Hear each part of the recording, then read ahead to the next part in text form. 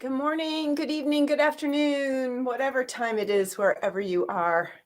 Welcome to Meditation Reflections on Loving, Absorbed in Love, June 14th.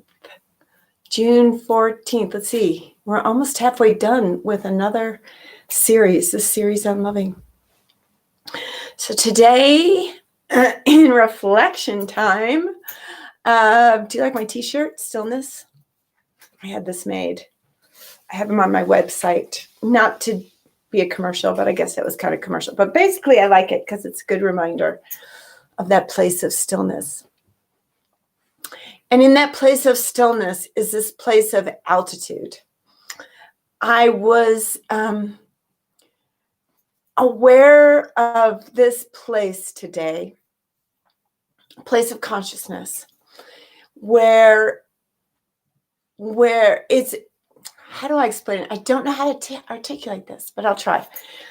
And the words are going to be so not it, but it'll be the best I can do, because we do want to try to put words on our awarenesses and our experiences, because we're humans, we're expressive.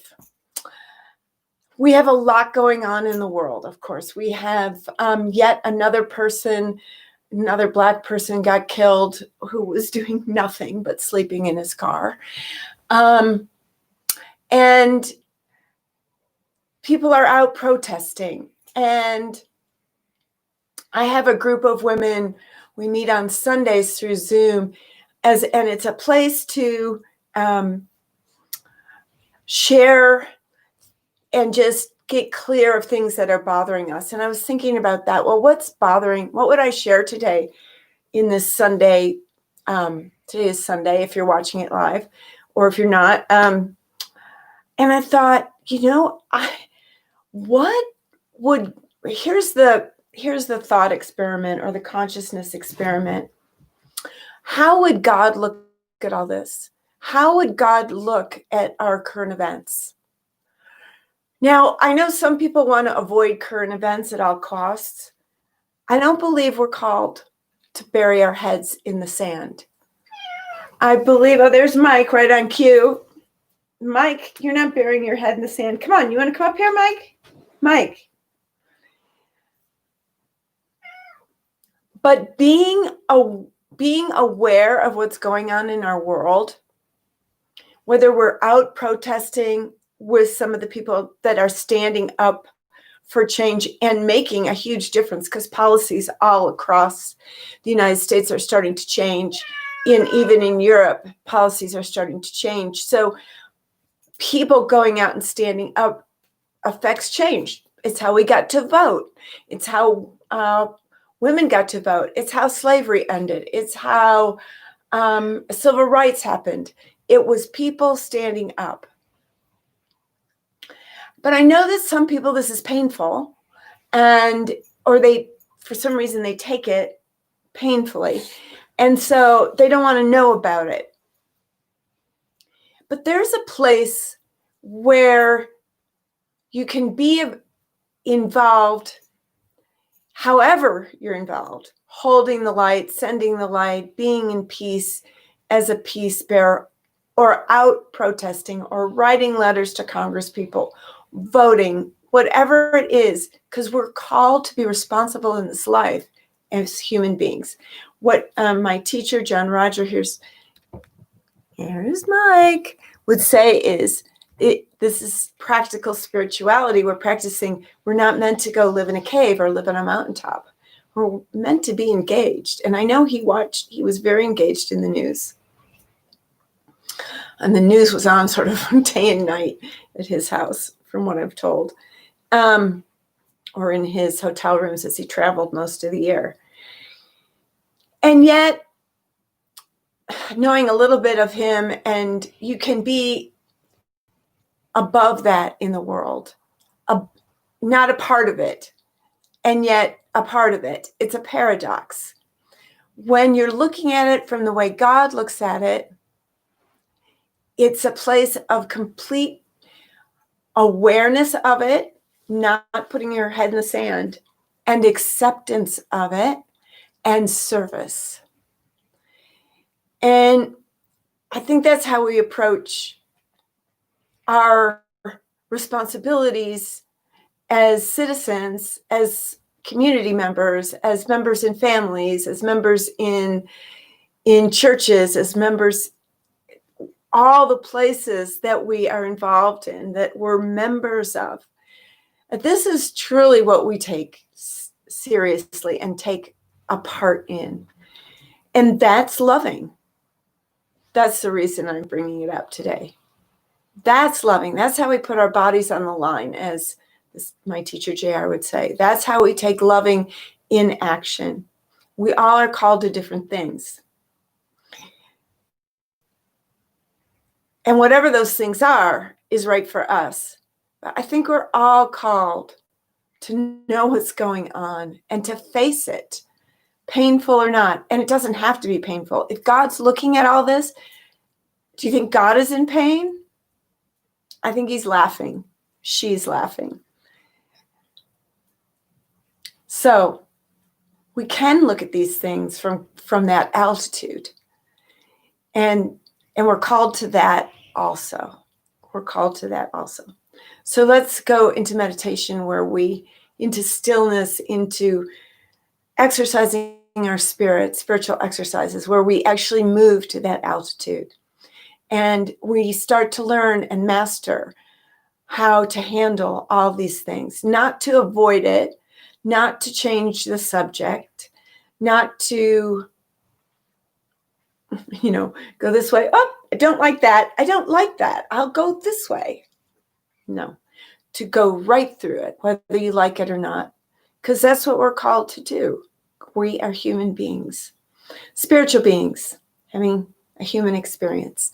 And the human experience is not to avoid the human experience and all its emotions and all its physical pains and aches, and to go right through it with the altitude of God's view, God's viewpoint. So let's go into God's viewpoint, because ultimately that's really what meditation is. So take a breath and let it out.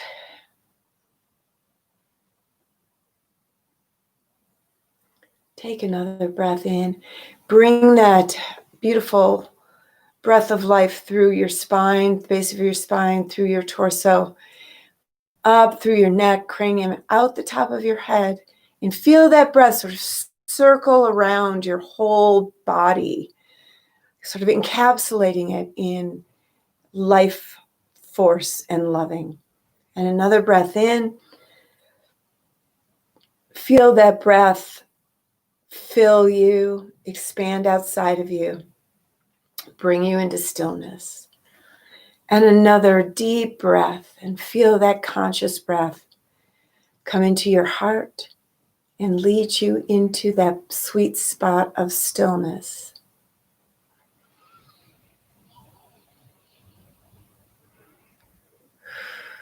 And just come into your normal breathing.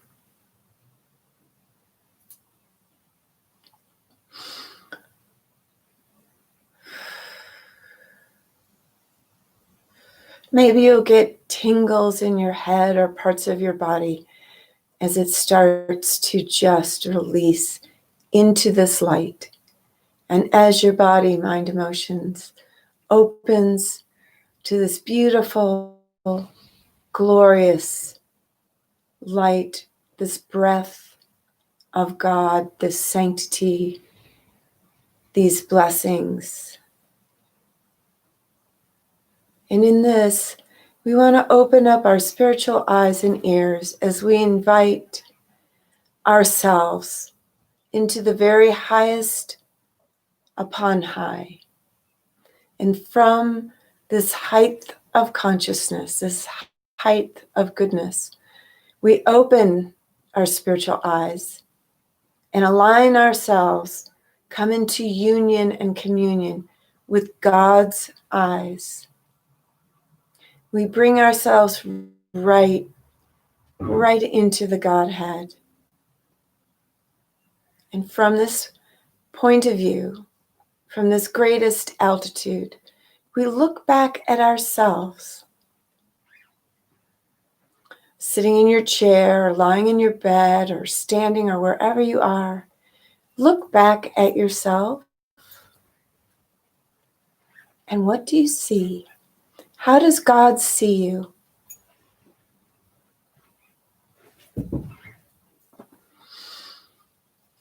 How does God accept you?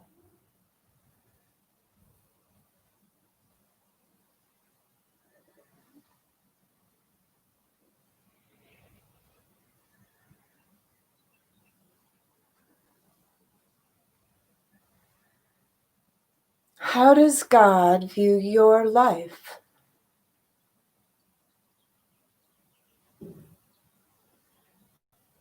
Is God absolutely delighted, accepting of all parts of your life, of your choices, whether you judge them as good or bad or some gray shade of that in between? How does God look at you?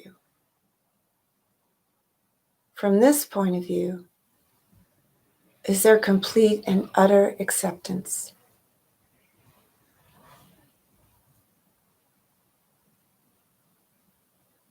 An acknowledgement of your life as a human, the choices you make, and the way you grow from them. And that it's not about the choices, it's about the way you grow from them.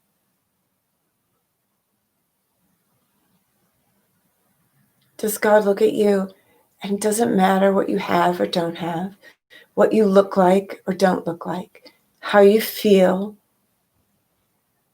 Does God look at any of that? Does any of that matter to God? What does matter to God? Look at yourself through that prism.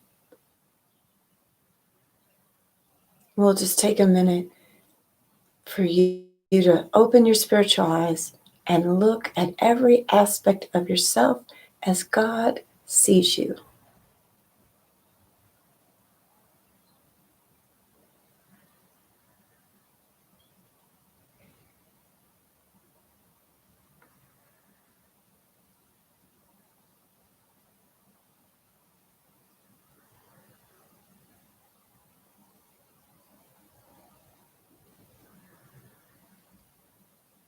And does God have a word to say to you?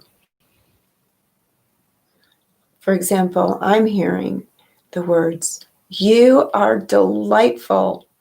You're so funny and fun. I just love you. You are just the best." That's what I'm hearing. What are you hearing?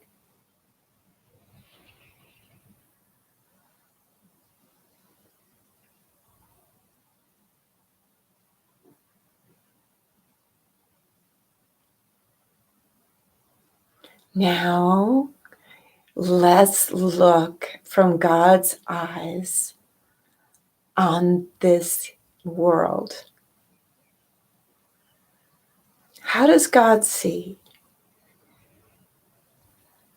everything? How does God see this current situation in our world, the current events of the day? How is God looking at them? The things that people are doing.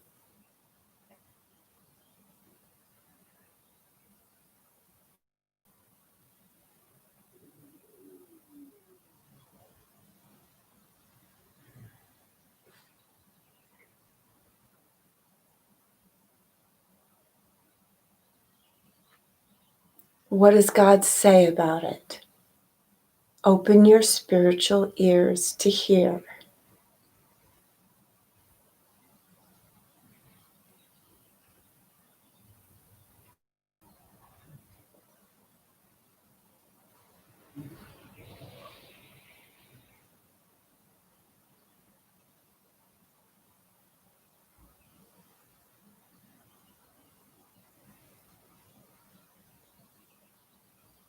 What I heard God say was, people are waking up and there's growing pains. And my question to God was, what about these people that have been killed? And I heard God say, I've got them, and their families are hurting. Their families miss them. But they themselves are in the courts of the Lord and are home.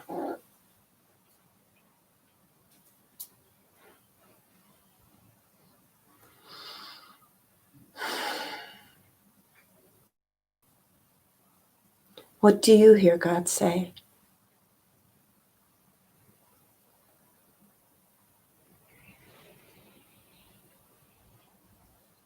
Let yourself hear. If there's a part of you that doesn't want to hear, send it the light, see it engulfed in light. And I would say, what are you afraid of? God's voice is available to us at any moment. We just need to get still enough, quiet enough to hear it, and to come into union with that voice so that God's voice becomes our voice. God's eyes are our eyes. And we walk in holiness and blessing,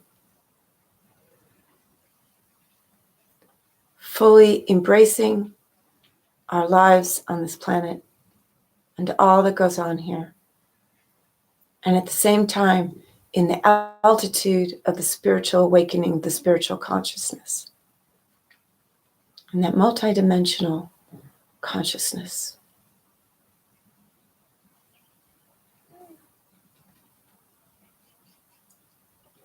Let's breathe that in. And in this expanded consciousness, in this awakening, let's just take these few moments to be absorbed in that view from on high and open your eyes to see what you can see, to let the vision embrace you, God's vision, to open your spiritual eyes and ears to the spiritual view of all things.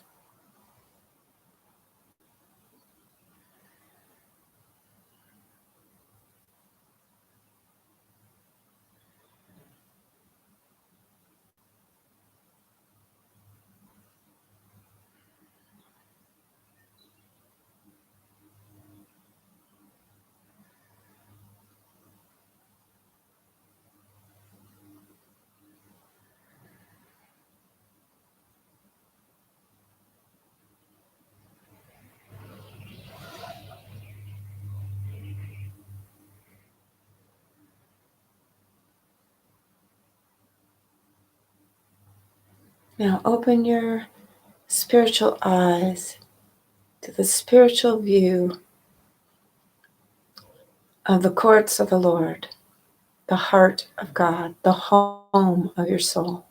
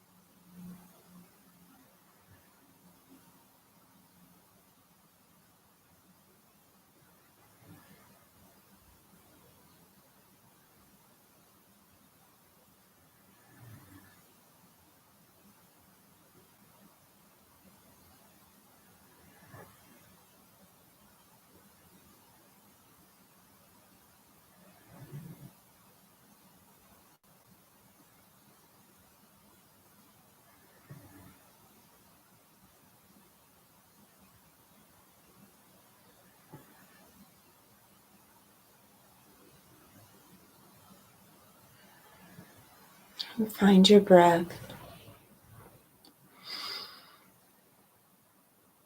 And bring your awareness back to your body and to wherever you are. Or if this is night and you're going to drift off to sleep, you don't have to come back. You can just drift off and sleep in the spiritual realms, awake, comforted, regenerating your body, mind, and soul.